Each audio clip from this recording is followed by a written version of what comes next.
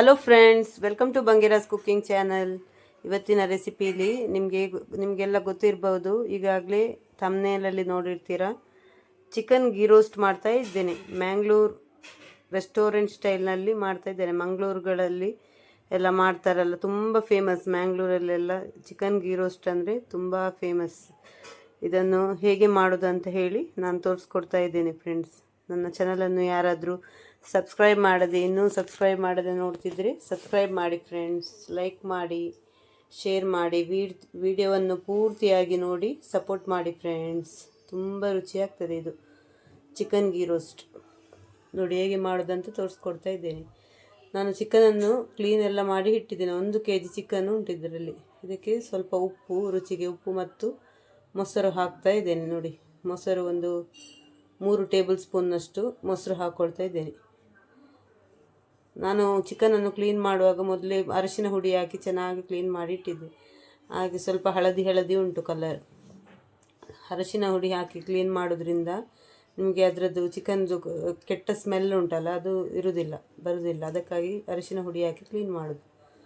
ಈಗ ನೋಡಿ, ಒಂದು ಟೇಬಲ್ ಸ್ಪೂನ್ನಷ್ಟು ಜಿಂಜರ್ ಗಾರ್ಲಿಕ್ ಪೇಸ್ಟ್ ಕೂಡ ಹಾಕಿದೆ ನಾನು. Ginger garlic paste 1 table spoon ಮತ್ತು ರುಚಿಗೆ ಉಪ್ಪು ಮತ್ತು ಒಂದು 3 ಟೇಬಲ್ ಸ್ಪೂನ್ನಷ್ಟು ಮೊಸರು ಕೂಡ ಹಾಕ್ಕೊಂಡು ಚೆನ್ನಾಗಿ ಮಿಕ್ಸ್ ಮಾಡಿ ಮ್ಯಾರಿನೇಟ್ ಮಾಡಿ ಇಟ್ಕೊಂಡಿದ್ದೀನಿ. ಒಂದು 20 ನಿಮಿಷಗಳ ಕಾಲ ಮ್ಯಾರಿನೇಟ್ ಮಾಡಿ ಇಡಬೇಕು.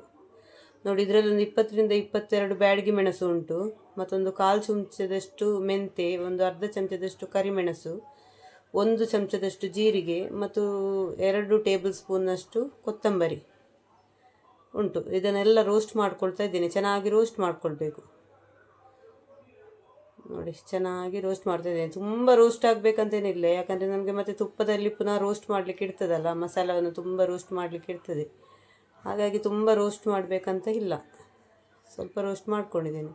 ನೋಡಿ, ಮಿಕ್ಸಿಗೆ ಹಾಕ್ಕೊಂಡಿದ್ದೇನೆ. ಇದಕ್ಕೆ ಸ್ವಲ್ಪ ಹುಳಿ ಹಾಕ್ತಾ ಇದ್ದೇನೆ ನಾನು, ಒಂದು ಸಣ್ಣ ಲಿಂಬೆ ಗಾತ್ರದಷ್ಟು, ಮತ್ತು ಒಂದು 6-7 ಎಸಳು ಬೆಳ್ಳುಳ್ಳಿ, ಒಂದು ಸ್ವಲ್ಪ ಅರಿಶಿಣದ ಪುಡಿ ಎಲ್ಲ ಹಾಕಿ ಚೆನ್ನಾಗಿ ಫೈನ್ ಪೇಸ್ಟ್ ಮಾಡಬೇಕು. ನಾನು ಮೆಣಸೆಲ್ಲ ಹುರ್ಕೊಳ್ಳುವಾಗ ಸ್ವಲ್ಪ ಒಗ್ಗರಣೆ ಸೊಪ್ಪು ಕೂಡ ಹಾಕ್ಕೊಂಡಿದ್ದೇನೆ ಫ್ರೆಂಡ್ಸ್. ಈಗ ನಾನು ನೋಡಿ ಒಂದು ಕಡೆಯಲ್ಲಿ ತುಪ್ಪ ಹಾಕ್ಕೊಳ್ತಾ ಇದ್ದೇನೆ. ಒಂದು 6-7 ಸ್ಪೂನ್ನಷ್ಟು ಟೇಬಲ್ ಸ್ಪೂನ್ನಷ್ಟು ತುಪ್ಪ ಹಾಕ್ಕೊಂಡಿದ್ದೇನೆ. ತುಪ್ಪ ಸ್ವಲ್ಪ ಜಾಸ್ತಿ. ಗೀ ರೋಸ್ಟ್ ಅಂತ ಹೇಳಿದ ಮೇಲೆ ತುಪ್ಪದಲ್ಲೇ ಮಾಡೋದು, ಹಾಗಾಗಿ ತುಪ್ಪ ಸ್ವಲ್ಪ ಜಾಸ್ತಿ. ತುಂಬ ಒಳ್ಳೆಯದಾಗ್ತದೆ ತುಪ್ಪದಲ್ಲೇ ಫ್ರೈ ಮಾಡೋದ್ರಿಂದ, ಚೆನ್ನಾಗಿ ಬರ್ತದೆ ಇದು. ನೋಡಿ, ಈಗ ಮ್ಯಾರಿನೇಟ್ ಮಾಡಿದ ಚಿಕನನ್ನು ನಾನು ಇದಕ್ಕೆ ತುಪ್ಪಕ್ಕೆ ಹಾಕಿ ಫ್ರೈ ಮಾಡ್ತಾಯಿದ್ದೇನೆ. ತುಪ್ಪದಲ್ಲಿ ಫಸ್ಟ್ ಸ್ವಲ್ಪ ಚಿಕನ್ ಫ್ರೈ ಆಗಬೇಕು ತುಪ್ಪದಲ್ಲಿ. ನೋಡಿ, 1 kg ಚಿಕನ್ ಉಂಟು ಫ್ರೆಂಡ್ಸ್. ಇದರಲ್ಲಿ 1 kg ಚಿಕನ್ ಇದು ನಾನು ತೋರಿಸ್ತಾ ಇದ್ದೇನೆ. ಇದಕ್ಕೊಂದು 20 ರಿಂದ 22 ಬ್ಯಾಡಗಿ ಮೆಣಸು ಹಾಕ್ಕೊಂಡಿದ್ದೇನೆ ನಾನು. ಗುಂಟೂರು ಮೆಣಸು ಹಾಕಲಿಕ್ಕಿಲ್ಲ, ಇದು ಖಾಲಿ ಬ್ಯಾಡಗಿ ಮೆಣಸಲ್ಲೇ ಮಾಡೋದು. ಒಳ್ಳೆ ಕೆಂಪಾಗಿ ಬರ್ತದೆ ಕಲರ್ ಎಲ್ಲ ನಿಮಗೆ. ನೋಡಿದರೆ ಚಿಕನ್ ಇದು ನೀರು ಬಿಟ್ಕೊಳ್ತಾ ಉಂಟು. ತುಂಬ ಬೇಯುವ ತನಕ ಬಿಡಬೇಕಂತ ಇಲ್ಲ. ಈಗ ನಾನು ಮಸಾಲ ಹಾಕ್ತೇನೆ. ಮಸಾಲದಲ್ಲಿ ಇನ್ನು ಪುನಃ ಚೆನ್ನಾಗಿ ಬೇಯುವಾಗ ಅದು ಚೆನ್ನಾಗಿ ಮಸಾಲೆ ಎಲ್ಲ ಚಿಕನ್ಗೆ ಹೇಳ್ಕೊಳ್ತದಲ್ಲ, ತುಂಬ ಟೇಸ್ಟ್ ಆಗ್ತದೆ ಇದು. ತುಪ್ಪದಲ್ಲಿ ನೋಡಿ ಮಸಾಲ ಹಾಕ್ಕೊಂಡೆ ನಾನು. ಮಸಾಲ ಹಾಕಿ ಚೆನ್ನಾಗಿ ಮಿಕ್ಸ್ ಮಾಡಿಕೊಳ್ಬೇಕು. ನೋಡಿ, ಇನ್ನು ಇದರ ನೀರೆಲ್ಲ ಬಿಟ್ಕೊಂಡಾಗುವ. ತುಂಬ ನೀರು ಮಾಡಬೇಡಿ ನೀವು. ಗ್ರೈಂಡರಲ್ಲಿ ರುಬ್ಬುವಾಗೂ ಅಷ್ಟೇ, ಸ್ವಲ್ಪ ಗಟ್ಟಿಯಾಗಿ ರುಬ್ಕೊಂಡ್ರೆ ಮಸಾಲಕ್ಕೆ ಹಾಕಿದ ನೀರೇನು ತೊಂದರೆ ಇಲ್ಲ.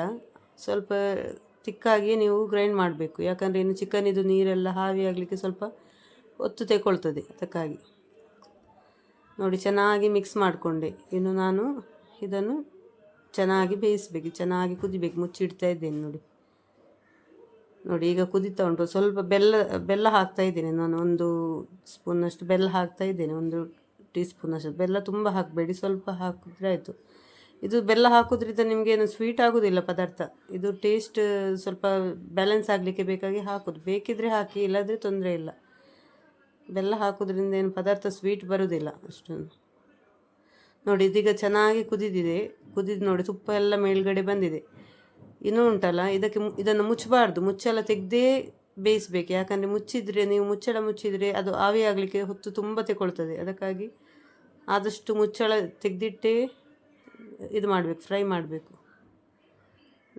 ಡ್ರೈ ಆಗಬೇಕು. ಇದು ಗೀ ರೋಸ್ಟ್ ಮಾಡುವಾಗ ಸ್ವಲ್ಪ ಉಂಟಲ್ಲ, ಆಚೆ ಈಚೆ ಎಲ್ಲ ಸಿಡಿತದೆ ನೋಡಿ. ಇಡೀ ಗ್ಯಾಸಲ್ಲೆಲ್ಲ ಆಗ್ತದೆ.